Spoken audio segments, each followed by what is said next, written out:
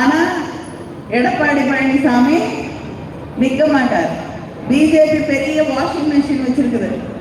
கூட்டணிக்கு போனீங்கன்னா அந்த வாஷிங் மிஷின்ல தூக்கி போட்டு துவைச்சு ஓரளவுக்கு வெள்ளையா வெளியில எடுத்துருவாங்க. அவங்க கட்சியில சேர்ந்தீங்கன்னா முழுசா துவைச்சு வெளியில எடுத்து காய வச்சு சுத்தமாயிட்டேன்னு வச்சுக்குவாங்க. அதுதான் பிஜேபியோட வாஷிங் மிஷின். இவங்க ஃப்ரிட்ஜ் கொடுக்குறேன்னு சொன்னதுக்கு பதிலாக வாஷிங் மிஷின் கொடுக்குறேன்னு சொல்லியிருக்கலாம். அதுதான் சரியா இருந்திருக்கும்.